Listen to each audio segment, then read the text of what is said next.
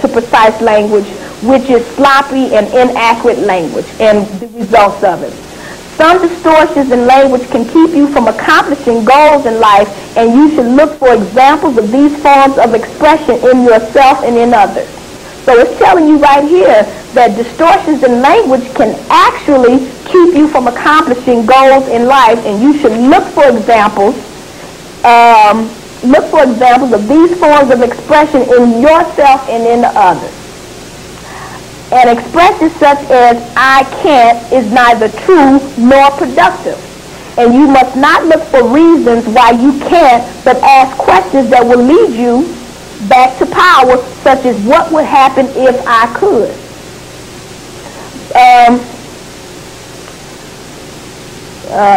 Thoughts such as these give you a list of possibilities and actions that you may not have seen before. When you claim depression for yourself, "Oh, I feel so depressed," and ask yourself why you find yourself in this state, a long list of reasons will invade your thinking. But if you ask, "How am I depressed?" exact, precise language, you begin to realize that there are certain things you do to create that state. What do you picture in your mind? Do you picture the worst possible scene? What do you say to yourself? Do you speak in slow, low, and sad tones? "I'm so depressed today. I feel terrible. I can't seem to do anything right." And then you sigh a long, pitiful sigh. How do you sit? How do you walk? How do you breathe? Depression doesn't just happen. You have to work at it. Now that's interesting. It says depression just you got to work at being depressed. Now I know a lot of people that they work real hard at being depressed and being negative. And then they blame other people. Just like people who smoke cigarettes and then get cancer, and they think that they shouldn't have got that cancer. See, you know how much work it takes you to go get a pack of cigarettes? You got to buy them. You got to open the pack of cigarettes. You got to smoke it. And you got to do that repeatedly for a long time. And then, wow, you catch cancer. Okay, that didn't happen overnight. Didn't you work to get that? Then you should not be surprised that now you have cancer. You worked very hard to give yourself that cancer. So why are you now upset with the results? You shouldn't be. So that's the principle that he's speaking of in this book. When you have to work so hard to have yourself in a negative state of mind, then why now are you complaining about the results? Well, you shouldn't be, but of course we do. Because we think we didn't do it. Somebody else is to blame. It says once you become aware of how you put yourself in certain emotional states, you can begin to create the opposite effect. The lesson to be learned in these examples is that no matter how dismal a situation may appear to you, there is a way of questioning and examining your language and your actions that leads you away from the problem into the area of powerful solutions.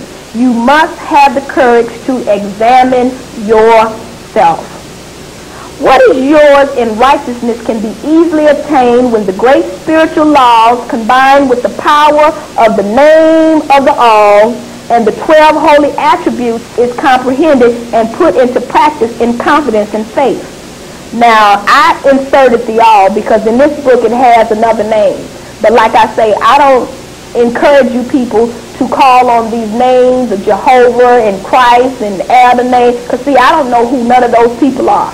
So when I run across books that have these names in it, I omit the names. So if you read the book and you read, well, God says so and so and so, I would suggest that you replace the name God or Jesus or Yahweh and replace it with the All. That's what I would suggest, you know, because like I said, I don't know who those people are. I don't know if they're demons. I don't know if they're angels. I don't know if they're demigods. I don't know who they are. So I would not suggest that you call on these names and you yourself not know who you calling on. I think that's very dangerous. So I wouldn't suggest that you do that. So every time I see these strange names, I just insert the All, because that's who I know is responsible for everything in creation. The universe, myself, things seen and unseen comes from the all. When you begin to call on other names, when you pray to less than, that's what you will get. So I don't believe in praying to anything less than the all. I believe in dealing with the all, and that's it. Of course, that's your decision to make. You can call on whatever you want. That's what you've been trained to do.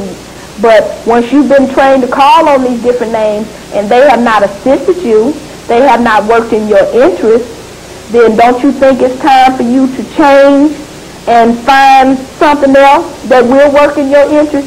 That's just a suggestion from me to you. You do what you feel like you want to do. But I'm just saying, if you've been calling on something for the last 100, 200 years and it is not working in your best interest, why would you continue to call on it? I know I wouldn't continue to call on it. I'd find something else to call on. But it says you can control your emotions so that through perfect peace, they become a dynamo of spiritual power focused intensely on your target. The instructions from the order of Melchizedek are designed to help you develop that subtle power which makes your magnetic forces vibrate in every word you speak, in every image you visualize, in every action you undertake. All things exist in a state of constant vibration. Your human life is a state of vibration, and when that vibration is stilled, your present life on this earth will end. That's called death. Consider sound, for instance. Sound is a series of vibrations that registers in the human ear between the limits of 40 and 40,000 vibrations per second. These figures set the limit of human hearing. When these vibrations reach the rate of 400,000 million, we see them in the form of light. All space is vibrating with light and sound from the absolutic world, motioning itself through the Baraya world, then to the Yezerah world, and then sifting throughout the Asaya world of manifestation. Our human senses are rigidly confined within narrow limitations. We are both deaf and blind. We are both deaf and blind to vaster rates of vibration. But when we learn to unify ourselves to these illimitable vibrations, we will have the ability to see and hear the things that exist in the absolute world of existence, such as celestial beings. Now, I know many of us today, we can't even do this anymore. But see, our ancestors were truly in tune to this. See, they did this. They knew this. They could pick up these vibrations. They could go out in nature and be in tune with the plants, and be in tune with the animals, and be in tune with their surroundings, because they knew how to, they worked on this on a daily basis. But see, you have been disconnected from this because you have been despiritualized, and instead of you having spirituality, you now have religion. And you have to realize that religion and spirituality connects you to the all. It connects you to everything. Religion does not do that. Religion gives you a stringent, set, strict rules to follow, and if you don't follow, you got all these punishments coming to you and stuff. So religion is not spirituality, people. And see, with this religion, all it does is shut you off from being able to tap into these higher levels of vibration. And see, you're going to need how to master your levels if you want to survive. And see, right now, you don't even have a clue. You don't even have a clue how to begin to get to this level, because religion has really regressed you and has really put you on more of a childlike level of understanding these laws. So you got a long way to go to catch up to even comprehending this information. And so this is the harm that was done to you, because now that you need this information and you need the ability to process this information so that you can move on to higher states of vibration, you can't do it. Because in your consciousness has only been locked into certain things. And so you're going to have to begin to unlock your consciousness, begin to throw away some of that programming, or most of it you're going to have to throw away all of it. Because it has not served you, it has not helped you. It has really cut you off from the all. It has cut you off from spirit. and it has cut you off from each other. That's why you're so full of self-hate. That's why you can come cut my throat.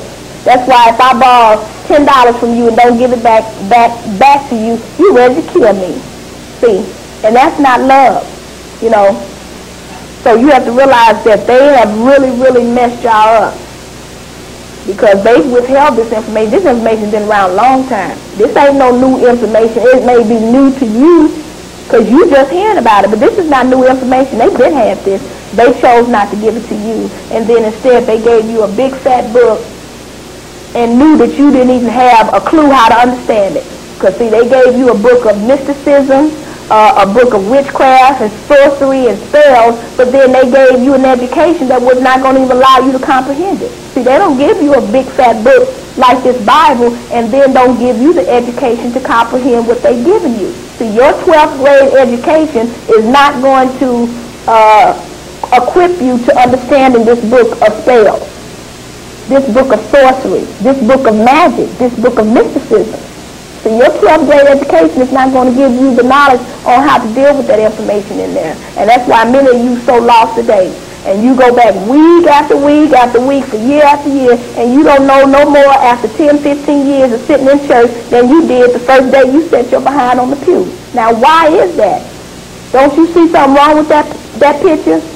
That after 5, 10 years of going to a building, you should be qualified to teach somebody something. You shouldn't need a pastor or a preacher or a minister after 5, 6 years of going to somebody's church. You should be able to now lead and teach somebody yourself.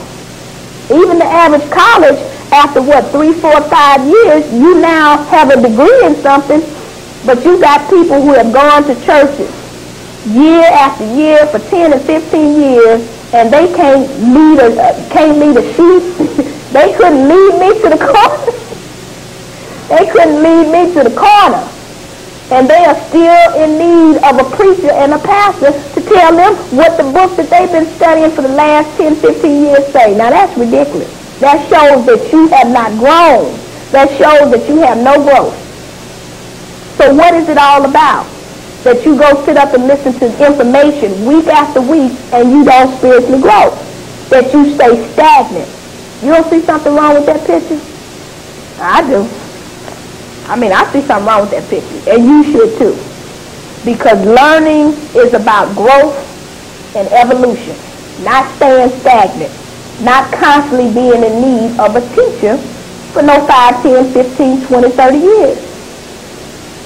Okay, you live entirely in your thinking.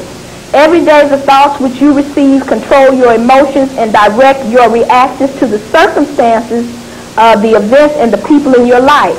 Of course, you must recognize thoughts before you can act upon them. The rewards, the conditions, and the circumstances of your life will be measured by your thinking. The greatest and the most priceless gift you can receive is a transforming thought. A thought that leads you back to the recognition of your supreme powerful self. Now this is what we haven't given our children. See, we haven't given our children any transforming thoughts. And you know how I know that? Because all I have to do is go around the city and look at our children and the destructive behavior that they are engaged in. And I know that if they had transforming thoughts, they wouldn't be engaged in that destructive behavior. So who's responsible for not having taught them a sense of identity and a sense of empowerment about themselves? It says you can only receive a thought. Thoughts come to you as gifts from the absolutic world of existence. Okay, hold up. I think I jumped ahead of myself. You can receive it as a transforming thought. Hold on, let me back up. A thought that leads you back to the recognition of your supreme powerful self. It is important for you to know that neither your physical brain nor your temporal mind can create a thought. You can only receive a thought. Okay? That thoughts come to you as gifts from the absolutic world of existence. It is true that a great many thoughts gathered through the 5 senses and often lodging in the mind are negative, vain, silly, evil, and foolish. Yet you alone have the ability to choose which thoughts you will express. In destiny, you are given free will to choose that which is set before you. For every